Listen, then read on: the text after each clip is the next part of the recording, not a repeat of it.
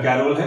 तो आज चलिए हम ये देखते हैं कि मॉडर्न जो डेफिनेशन है वॉर का पूरा बदल गया। कैसे बदल गया? पहले क्या था?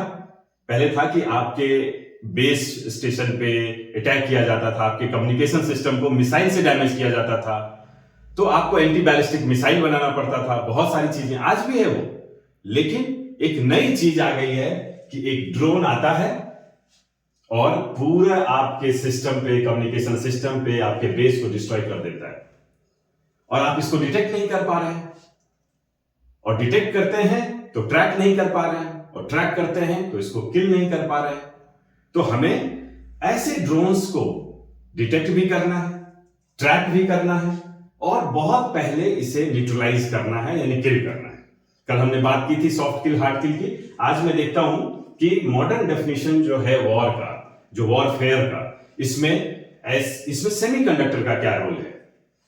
तो अभी हमने बताया कि रडार, तो रडार का काम है डिटेक्ट करना, फिर ट्रैक करना, फिर न्यूट्रलाइज करने के लिए वो कैसा थ्रेट है उसके बारे में जानकारी भी देना। तो उसको मारने के लिए आपके पास जो सिस्टम है, एंटी ड्रोन सिस्टम है या मिसाइल है, या ड्रोन पे ही मिसाइल इनबिल्ट है, तो ऐसे सारी चीजों को जो जानकारी देगा वो हमारा रडार सिस्टम देगा। तो रडार सिस्टम इक्विप होना चाहिए हर तरह के हार्डवेयर से और सॉफ्टवेयर से। तो चलिए आज मजे की बात ये करते हैं कि सेमीकंडक्टर का रोल। आपने अभी बहुत पिछले 3-4 सालों में देखा कि सेमीकंडक्टर भारत में आ रहा है, फाउंड्री बन रही है, बहुत सारी चीजें हो रही है, लेकिन हमें यह समझना होगा कि सेमीकंडक्टर इतना स्ट्रेटेजिक क्यों है। तो आज हम सिर्फ और सिर्फ वॉर के नजर से देखते हैं। बहुत सारे एप्लीकेशंस हैं आपके डे टू डे एप्लीकेशंस में भी, लेकिन वॉर के पॉइंट ऑफ व्यू से हम ये देखते हैं। तो चलिए, हम रडार सिस्टम की बात कर रहे थे। अब एक चिप जो इनविजिबल रहता है, जो आपको दिखता नहीं है, वो कैसे इतना इंपॉर्टेंट हो गया है। तो एक रडार सिस्टम में जितने भी सिग्नल डिटेक्शन का होता है, ट्रैकिंग का, क्लासिफाई भी करना है, इमेज क्लासिफिकेशन तो करना ही करना है। फाइनली आपके पास इतना टाइम नहीं है कि आप बैठ के उसको देखेंगे कि क्या है, उसको खुद इंटेलिजेंटली बताना है। तो इसमें चिप का काम है। एआई प्रोसेसिंग, आज हर कोई एआई की बात कर रहा है, यानी उस थ्रेट को समझना और डिटेक्ट करना और डिसीजन लेना इतना फास्ट करना है, तो एआई की बहुत जरूरत हो गई। चलिए, एक नया आया आरएफ जैमिंग। हमने सॉफ्ट किल में बताया था कि आरएफ जैमिंग करके हम उसको एटलीस्ट न्यूट्रलाइज कर सकते हैं, उसके फंक्शंस को रोक सकते हैं। वो डिपेंड करता है कि उसे सिर्फ जैम करना है या फिर उसको किल करना है। जैमर आपके कभी कभी जो पुलिस या लीडर्स या बड़े बड़े वीआईपी की कन्वॉय जाती है, तो भी आपका मोबाइल जैम कर दिया जाता है कि आप अपने सिग्नल का गलत इस्तेमाल नहीं करें। तो इस तरह से जैमिंग करने के लिए हाई फ्रीक्वेंसी डिवाइसेस चाहिए। उसके बाद आ गया कम्युनिकेशन और कमांड कंट्रोल।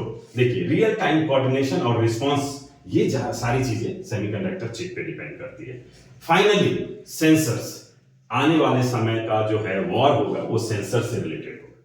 दुनिया भर के सेंसर्स, जैसे कि एक रडार को, एक आपके ड्रोन को ट्रैक करना है तो विजुअल रेंज में है, तो कैमरा है, फिर आईआर है, माइक्रोवेव है, इलेक्ट्रो ऑप्टिकल डिवाइसेस सेंसर्स हैं। तो बहुत तरह के सेंसर्स होते हैं, क्योंकि सभी के कॉम्बिनेशन से डिटेक्ट करना है हमें कि वो अपना है या एनिमी का है या फिर सिविलियन एप्लीकेशंस का है। तो अलग अलग और कैसे सिचुएशन में है। तो आज हम देख लिया आपने कि सेमीकंडक्टर का रडार हो गया, मोटे तौर पर एआई प्रोसेसर हो गया, आरएफ सेंसर्स हो गया, और जैमर और इलेक्ट्रॉनिक वॉरफेयर में। चलिए, अब आपने सुना होगा सेमीकंडक्टर वेफर। एक छोटा सा आपको एक वैल्यू चेन बताता हूं कि सेमीकंडक्टर वेफर फैब्रिकेशन होता है। सुना होगा आपने कि वेफर, आज धोलेरा में वेफर फैब्रिकेशन होगा। वेफर फैब्रिकेशन होने के बाद उस चिप को पैकेज करते हैं। ये देखिए, पैकेज जैसा है कि आपको पैकेज करते हैं, पैकेजिंग करते हैं। फिर उसके बाद उसको बोर्ड पे ले जाते हैं, एक बड़े बोर्ड पे। फिर उसके बाद वो पूरा एक हार्डवेयर सिस्टम बनाते हैं। तो इस तरह से फाइनली उसका क्वालिफिकेशन करते हैं। तो वेफर से लेकर के सिस्टम बनाने तक में ये हमारा रिक्वायरमेंट है। अब चलिए बात करते हैं भारत में हुआ क्या भारत में अचानक सेमीकंडक्टर अभी आया या पहले भी था। तो 1990 के आसपास भारत में एक सेमीकंडक्टर पॉलिसी बनी थी, जो अभी आपने देखा कि सेमीकंडक्टर की जरूरत डिजिटल एप्लीकेशंस के लिए भी है और आरएफ एंड माइक्रोवेव के लिए, हाई फ्रीक्वेंसी के लिए भी। तो डिजिटल एप्लीकेशंस के लिए एक सेमीकंडक्टर कॉम्प्लेक्स लिमिटेड, ये 1990 के आसपास चंडीगढ़ में बनाया गया था। ठीक, उसके बाद आरएफ के लिए, हाई फ्रीक्वेंसी के लिए गैलियम आर्सेनाइड टेक्नोलॉजी के लिए गेटेक हैदराबाद था। हालांकि रिसर्च डीआरडीओ में हो रहा था, लेकिन ये दो मेजर बनाए गए। तो हमारी पॉलिसी पहले क्या हो गई थी कि सेमीकंडक्टर वेफर बनाते हैं, लेकिन फाइनली ये सिस्टम तक नहीं पहुंच पाया।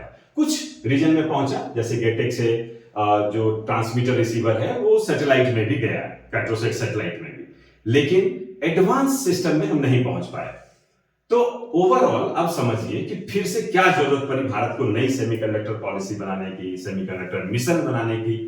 तो सेमीकंडक्टर को आप ऐसे समझिए कि सिलिकॉन फाउंड्री जो होता है, सिलिकॉन ज्यादातर डिजिटल एप्लीकेशंस के लिए यूज हो गया। आप देखिए processor, memory, AI chip, mobile, laptop, इन सबों के लिए सिलिकॉन के ज्यादातर यूज होते हैं, जो डिजिटल इलेक्ट्रॉनिक्स इसको कहते हैं।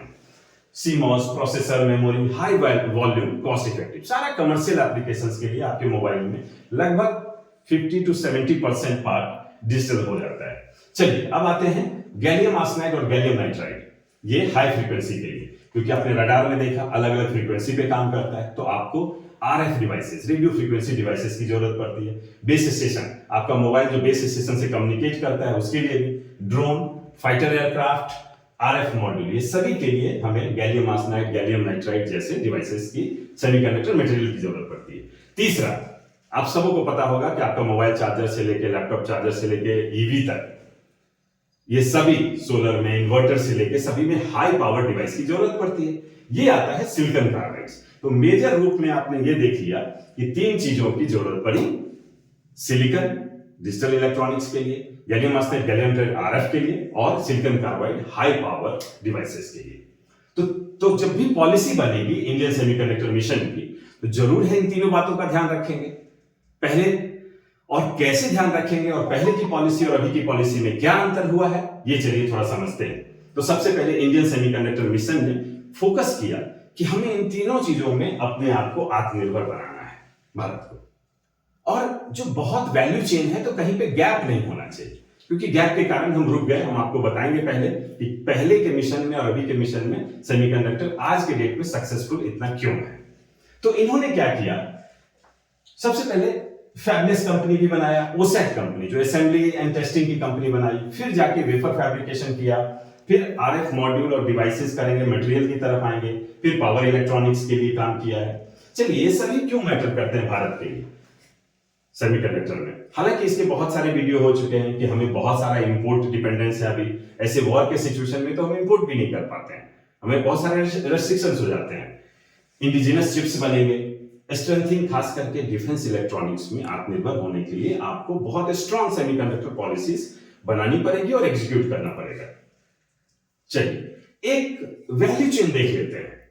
आप सबों को लगता होगा कि कहां से शुरू कर रहा है सेमीकंडक्टर, कहां पे खत्म हो रहा है। तो आप समझिए सबसे पहले आपके पास रॉ मटेरियल एक सैंड है, सिलिकॉन ऑक्साइड है। सैंड से आप शुरू करते हैं तो वेफर बनाते हैं। कैसे बनाते हैं, तो बहुत सारे उसको मटेरियल को प्यूरिफिकेशन करते हैं, या सेमीकंडक्टर प्रोसेस में बहुत मटेरियल लगता है। Even acid, HCl, H2SO4 gases हमारे भारत में आज के डेट में समझिए आप HCl, H2SO4 जो है, जो बच्चे प्रैक्टिकल करते हैं, वो भी सेमीकंडक्टर ग्रेड का नहीं है केमिकल। आज ये सब पे भी हम डिपेंडेंट हैं अदर कंट्रीज पे। सिलिकॉन का इंगोट बनेगा, सिलिकॉन कार्बाइड का, फिर उससे डाइस करके वेफर बनाते हैं। तो आप ये रॉ मटेरियल से वेफर तक समझिए। तो आज के डेट में अभी जो शुरू हुआ भारत में सेमीकंडक्टर मिशन, इन्होंने रिवर्स पॉलिसी अपनाया था। चलिए वेफर बना दिया, वेफर से चिप बनाया, चिप पैकेज किया, फिर उसको असेंबली किया, यहाँ पे मॉड्यूल्स बनाए बड़े बड़े, जैसे आपके बोर्ड बन गए, और फाइनली ये सिस्टम बन गया। तो आपने रॉ मटेरियल से लेके एक रडार सिस्टम तक का वैल्यू चेन देख लिया। हमें ऐसा कवर करना है कि हमें पाथ बनाना है। अब देखिए ये सेमीकंडक्टर पॉलिसीज अचानक इतना सक्सेसफुल क्यों हो रहा है, क्योंकि इन्होंने रिवर्स पॉलिसी अपना लिया। पहले इन्होंने असेंबली एंड टेस्टिंग, क्योंकि असेंबली एंड टेस्टिंग की पहले खड़ी की कंपनी माइक्रोन जैसी कंपनी, और भी असेंबली असम में भी, उससे क्या हुआ कि चिप बाहर से आ रहा है, एटलीस्ट रिक्वायरमेंट के हिसाब से बोर्ड बन रहा है, तो असेंबली एंड पैकेजिंग भी हो रही है। तो इसके लिए जरूरत पड़ी कि अब चिप आपको चाहिए, तब जरूरत पड़ी कि चिप भारत में बनना चाहिए। देन स्टार्ट हुआ वेफर फैब्रिकेशन का। जब ये वेफर फैब्रिकेशन शुरू होने का था, अभी आप रॉ मटेरियल फॉरेन से मंगा रहे थे, सारे रॉ मटेरियल्स, गैसेस, इवन बनाने के क्लीन रूम वगैरह। अब उसकी शुरुआत हो रही है ISM 2 में कि आपको रॉ मटेरियल यहां बनाइए आप, क्योंकि इनको जरूरत पड़ी तो रॉ मटेरियल यहां पे बनने शुरू हो रहे हैं अभी। फिर उसके साथ जब ये चेन रिवर्स किया इस बार इंडियन सेमीकंडक्टर मिशन ने, तब जाके हम एटलीस्ट अभी ऐसा लग रहा है कि हम सक्सेसफुल आगे बढ़ रहे हैं। तो हमने वही बता दिया, उनका पहले OSAT यानी असेंबली एंड टेस्टिंग, फिर वेफर फैब्रिकेशन, फिर मटेरियल इकोसिस्टम, और फाइनली अभी जाके सेमीकंडक्टर वेफर, रॉ मटेरियल से भी वेफर भारत में बनने लगेगा। ये उड़ीसा में जैसे सिक्सैम ने अभी शुरू किया है सिलिकॉन कार्बाइड बनाना। और एक और चीज जो मिस हो रहा था वो था फैबलेस कंपनी। आज हर कॉलेज, हर यूनिवर्सिटी एटलीस्ट चिप डिजाइन कर सकते हैं। चिप डिजाइन करने के लिए आपको क्या चाहिए? सिर्फ किसी भी फाउंड्री का प्रोसेस डिजाइन किट, PDK चाहिए। आप PDK लेकर के एक स्टूडेंट भी एक बहुत अच्छा चिप डिजाइन कर सकता है। हाँ, फैब्रिकेट वो उसी फाउंड्री में होगा जिसका PDK है वो। तो एटलीस्ट जैसे क्वालकॉम ने स्टार्ट किया था, एक फैबलेस कंपनी थी, कभी उसकी फाउंड्री नहीं थी, बट दुनिया का सबसे अच्छा चिप उस समय क्वालकॉम का था। तो हमारे पास आज सारे स्टार्टअप से मैं ये अनुरोध करता हूं एंड रिक्वेस्ट करता हूं कि आप एटलीस्ट फैबलेस में आप उतर जाओ। आपके पास कोई रिसोर्सेस, आपको PDK मिल रहा है, आपको लाइब्रेरी मिल रहे हैं, आपको CAD वो टूल भी मिल रहे हैं मैथी से, इन ISM से, तो आप फैबलेस शुरू कर सकते हो। अच्छी चिप है, फैब्रिकेट हो गया, वेरीफाई हो गया, then you can start your even fabrication company letter. तो जैसा कि आपने देख लिया, थोड़ा सा मैं ग्लिम्स बता देता हूं कि आज के डेट में क्या क्या चल रहा है। जो फाउंड्रीज टाटा इलेक्ट्रॉनिक्स और PSMC मिलकर सेमीकंडक्टर वेफर बना रही है अभी 28 नैनोमीटर, और नोड धीरे धीरे समझ में आएगा। 91,000 करोड़ का ये चल रहा है। तो अभी का स्टेट है कि ये चिप साइड प्रोड्यूस करने लगे हैं। OSAT और असेंबली टेस्टिंग के लिए माइक्रोन, जैसा कि मैंने आपको बताया, ये भी सानंद में है। ये भी 22,000 करोड़ कंपनी, वैल्यू थोड़ा अलग हो सकता है, लेकिन टाटा ने भी शुरू किया। फिर CG पावर और रेनेसेस ने मिलकर OSAT की कंपनी शुरू की।